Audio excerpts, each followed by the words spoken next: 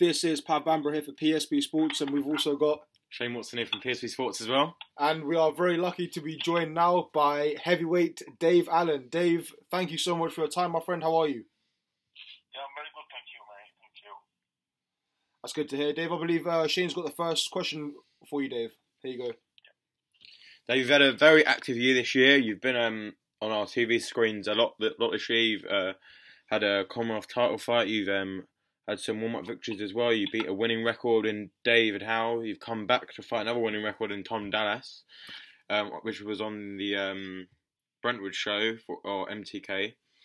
It's a nice little active win. Keeps you back on keeps you on the winning side. You got a knockout victory as well, and it's a confidence boost. And it's more time in the ring, as you said. You haven't had a lot of amateur fights or professional fights really. So what does that Thomas Dallas victory do for you? And where do we go on from here next? Well, I've had 4 fights this year, like you said. I had 3 fights, where, boxing, there's no predetermined results in boxing, but, I had 3 fights where, I was lined up to win. We know how boxing works. 3 journeymen, you could call them. I've knocked all 3 journeymen out. I won 50-50 and I lost. So that tells me, that I'm not where I need to be right now. So Leonard Thomas fight was unfortunate. So off the back of that, I needed to get out and have a win.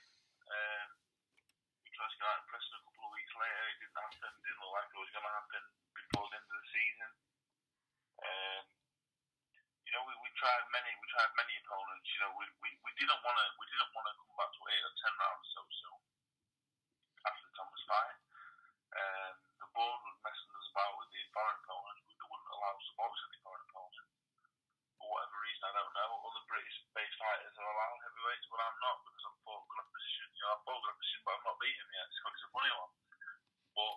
So the Tom Dallas fight came up. I took it. I was out of shape, but we know Tom Dallas has really got a lot less. I went in there, and we know what happened. It was nothing. It was nothing unexpected. Everyone kind of got Tom Dallas out now. He was a nice fella. It was a decent fight back in the day, but I did what I had to do. And it was all about just getting a win on my record because the plan ever since I lost Leonard Thomas has been to get Leonard Thomas back in the ring. That looks like it will happen. It's not 100% yet, but we know we needed a win before that happened, whether it was right at the start of the season or at the end. Luckily, it happened at the end of last season. So now we just, at the minute, we're just concentrating, we're just training away and waiting for it to confirm, if that is the case.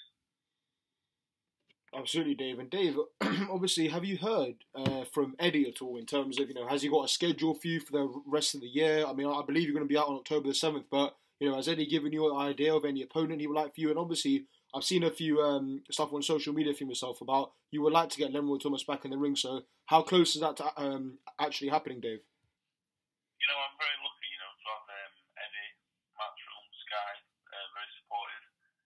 Very supportive up to this point. And Eddie's speaks to my manager regularly. We are still working together. There's many different things in past between my manager and Eddie. Certain things that can happen. Me and manager and Eddie, we're very hopeful Leonard Thomas fight will happen.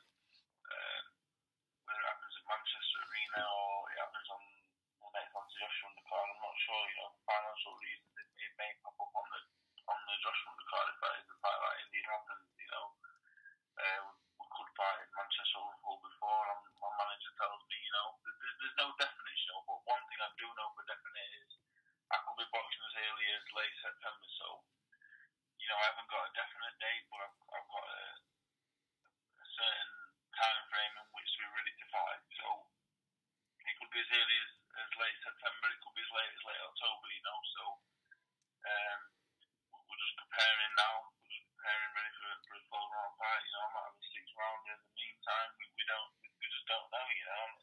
Leonard Thomas is not definite. Nothing's a definite.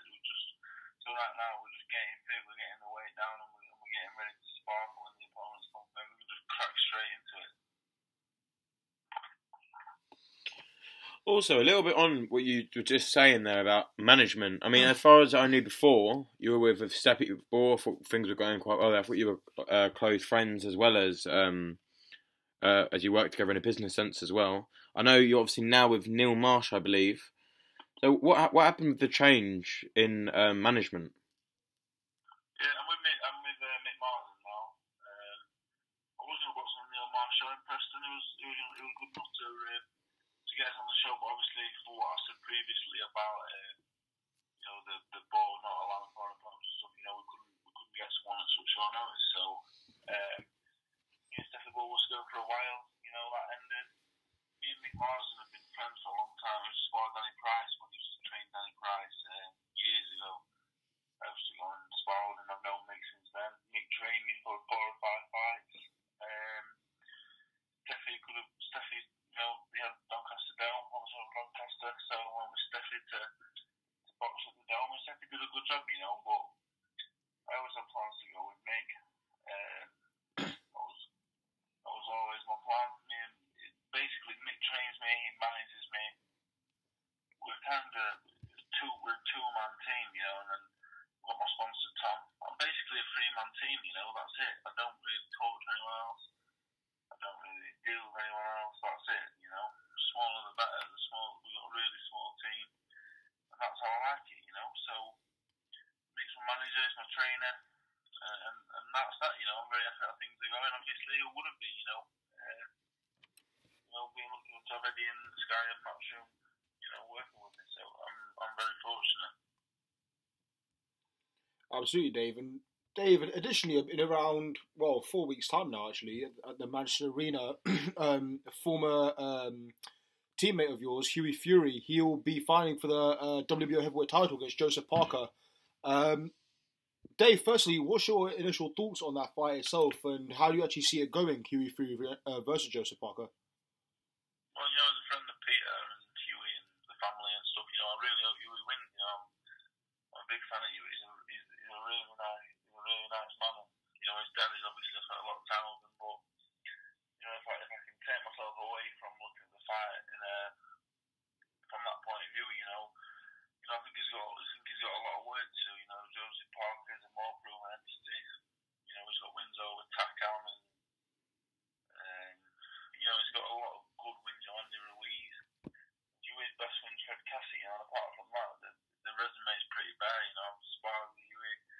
He won the World Junior Games. All the talent's there, the ability's there, but and I'm not saying that he won't produce. What his father knows he can produce, what he produced in the amateurs, and what we're seeing doing in the gym, but on all known form, Joseph Parker's going to do it. The big favourite, especially with Hughie not being active the last 18 months, the illnesses that he's been dealing with and stuff. So Parker's going to do a big favourite, Obviously, I'll be backing Hughie. I'll be watching it as a Hughie Fury fan, but looking at the cold light today, I think he's got his work out. I think Joseph Parker's a very good heavyweight, both two very good young heavyweights, but you got to side with Parker really looking at it in the cold light today, I think. And also, while we're talking about the Furies, I mean, it almost would be impossible to speak to you without bringing up Tyson Fury's retirement. I mean, he's someone you've known for a long time. He's someone you've sparred with, stayed with, all that kind of sort of sorts of stuff. After seeing the highs in Germany against Klitschko, to now hear that he's retired and he hasn't had a fight since that to show how much of a great champion he could have been. What's your thoughts on Tyson Fury's retirement, and do you believe this is actually the very end of Tyson Fury? Yeah, I personally think, I've always said, I see a lot of similarities in myself and Tyson. The time I spent around him, kind of went away from there thinking, I'm very similar to him. Not as a boxer, I wish I were. I'd be alright, wouldn't I? If I had out the time, I'd be alright. But, as a man, I see a lot of similarities. And I just don't think he'll ever box again. The last time I saw him last month. We spoke. Not in length, not in detail. Not just me and him, but things he was saying. I don't think he will box again. And from my perspective, he wants to box again, and he wants to put himself through armed camps, and he wants to go through it all again, be in the public eye. And if he wants people to dissect his every word, his every movement, and whatever else, and good luck to him. I hope he does. He's the most talented heavyweight that I've ever been lucky enough to share a ring with. He's the most talented heavyweight I've seen.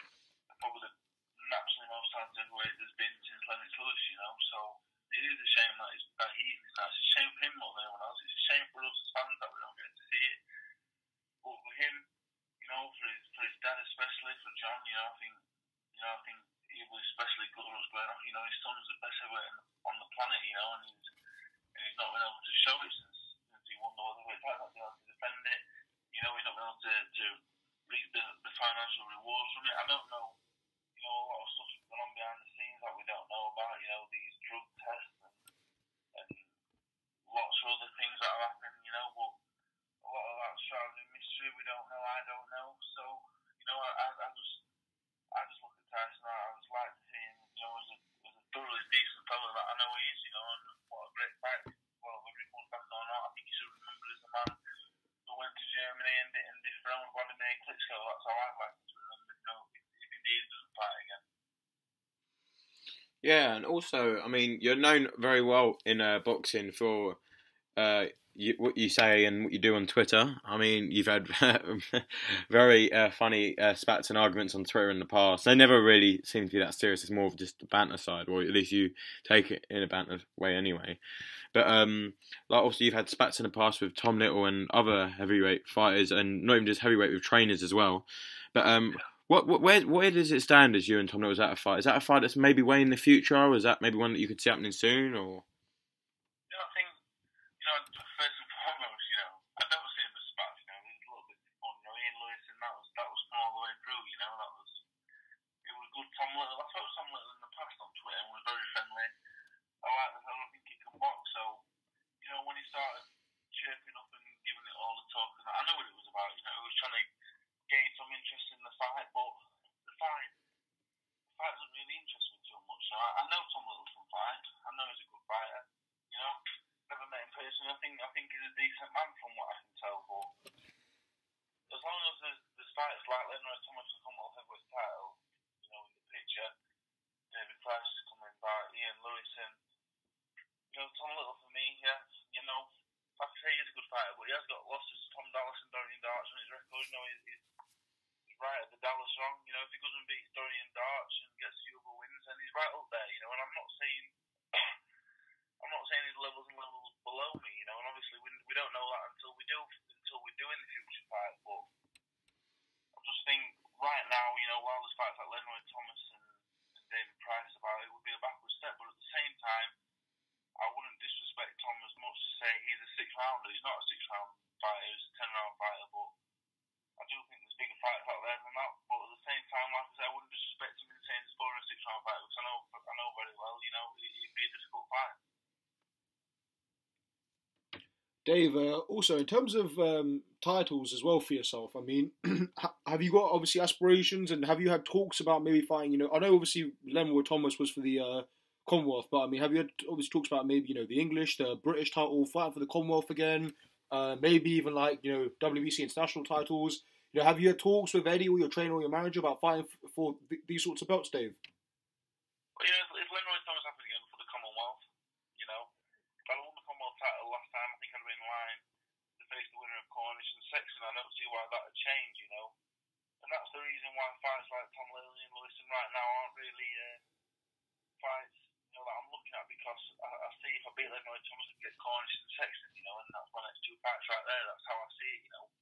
Plans of mine and men often go awry, so maybe the Thomas fight doesn't happen. I have to go a different route, but as of right now, we think that's the plan. So that's the way I will go. But as far as titles are concerned, the British title obviously is the one I want to win. It's one everyone wants to win. Nick Webb, Nathan Gorman, and fighting for the English, they're lining up. The war's going to be around soon.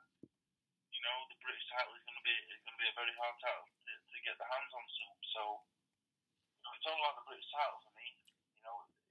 First and foremost, I want to beat Leonard Thomas. Bramall Lane was a very, all great for Leonard Thomas. He beat me, and he beat me fair and square. And I've watched the fight back, and I've no quarrel, and I can't really argue with the result. So well done to Mr. Thomas. But it's a fight I definitely feel on my best day. I should be beating Leonard Thomas pretty easily, and that's why I want to get him back. I want to right that wrong, beat Leonard Thomas, and then it's all about the British title. I'm not interested in overfacing myself like I've in the past with the likes of Dillian, Whytejoshua, or Ortiz at the time I boxed him. It's about beating Leonard Thomas, righting that wrong, and then it's about winning the British title, whether that's Cornish, whether that's Sexton, whether Gorman or Webber took it off him in the meantime. time. You know, whether Tom Little's got a few wins and he's in the mix, whether Dubois come through and chin everyone. You know, he looks so good. It doesn't matter. It's about the British title. It's about beating Henry Thomas, and it's about winning the British title. And right now, they're my only two aims. I'm not really thinking about anything else. So, DWBC international belts look really pretty, but in the bright light, in the light of day, you know, I'm nowhere near a world title fight. So these belts giving me a ranking no importance to me. It's about Henry Thomas, the British title, and that's all I'm interested in.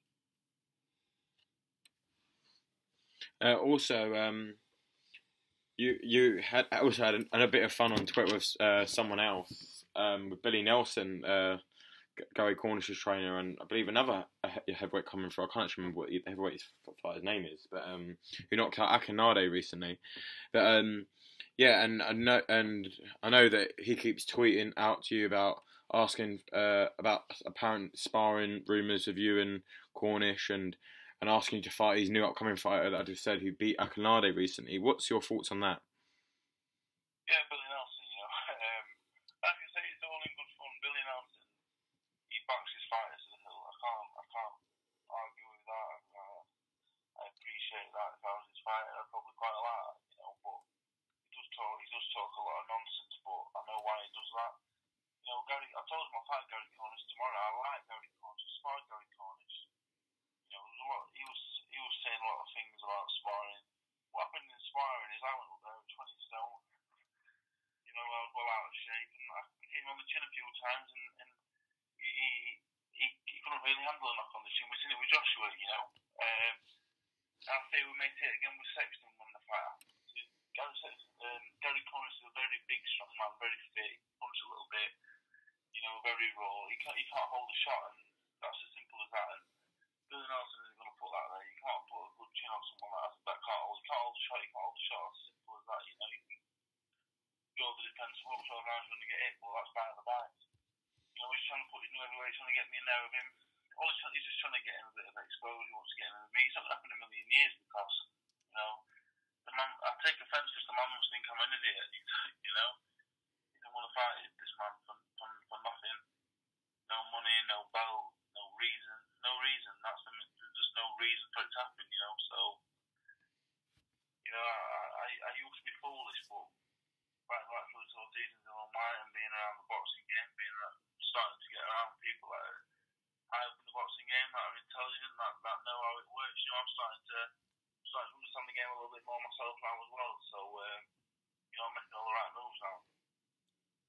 Dave as well. Your good friend Dillian Whyte actually fought in Nebraska Omaha over the weekend on the Crawford Edongo undercard, and he recorded a third round stoppage victory over Malcolm Tan. So did you happen to watch the fight, Dave? And obviously, what did you make of it as well? Yeah, I've seen it. You know, I like to see Dylan doing well. You know, as a former opponent, we could see him want to do good things. And, you know, we're going quite well now, so you know, he performed well at the weekend, did what he had to do. You know, the opponent wasn't really anything special, but you know, Dylan, you know, the body shots looked well, obviously, and he looked good. You know, and hopefully, you know, personally, I'd like to see him back to Zora again. You know, the first fight, obviously, everyone loved it. The champions all looked tied up. So why not fight Zora again? You know, give the fans what they want to see. You know, if he has got Wilder lined up or another champion, you know, by all means, he's got to take that fight. You know, so whatever happens, I wish him the best of luck. You know, he's improving all the time. So yeah, you know, I think I expect him to become a world champion at some point in time. You know, whether that's Wilder or Parker, but does he beat Joshua? I'm not sure, but I definitely think he can. You know, on the right day, he can beat a Parker or a Wilder. Also, a little bit while we mentioned his name there as well, and Anthony Joshua. I mean, everyone almost thought he was going to be rematching Klitschko in Vegas for obvious reasons of Klitschko retiring. That's not happening anymore. It's been very well spoken about on the internet and stuff that Joshua will be fighting Kubrat Pulev on the 20th of October in the Millennium Stadium. Yet to be confirmed though. What's your thoughts on where Anthony Joshua right now?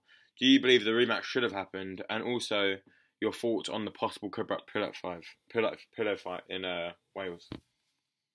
I'm very glad that the Klitschko rematch didn't happen. Klitschko, there's only one way that fight can go. Anthony's going to get better. He's the younger, fresher man. He's getting better all the time. He was going to improve. Klitschko's getting older, more wear and tear. He's not got much improvement left in the time. So I'm glad Klitschko got out on a high. And I think if the rematch would have happened, I think Joshua would have took him out in a couple of rounds devastatingly. And Klitschko remembered as getting wiped out by Joshua, the boring old man that looked out. In the end. And then he went out how he did. So he went out on his shield. He went out as a hero. He's going to remember even in a losing valiant effort. He's going to go out. How he deserves to be. He was a great champion. But moving on, Joshua is the man heavyweight right now. After the Klitschko fight, it proved everyone who said he couldn't do the distance, 12 rounds, people who said he couldn't get off the floor and win, people who doubted him. Me being one of them. I doubted him. I doubted all of them. Proved me wrong, and he proved himself to be the best heavyweight in the world. With no Tyson Fury around, he's the definite number one man. So, I think Pulev has a good fight. I think Pulev will make him work. I expect Joshua to win. I expect him to get Pulev out of there at some stage, maybe middle to late round. But Pulev's a very good heavyweight. He's a definite top 10 heavyweight right now. I expect Joshua to win, but to be made to work to do so, made to think, and I think Pulev's a fight that will definitely improve him. And it's one that I wouldn't say I'm looking forward. I wouldn't say I'm excited by it, but it's one that that intrigues me, and I think it's good for Anthony's development. Dave, also there was some talk about you fighting Joe Joyce on his pro debut fight. Was there any truth in that, Dave? And and if so, how close was that fight actually coming about? Well, that was David Hay gave me a ring. And just look, how would you feel about fighting Joe Joyce? On his pro debut, 10-rounder on Dave, the main event on terrestrial TV, which sounds great. And the main event terrestrial TV, the money they offered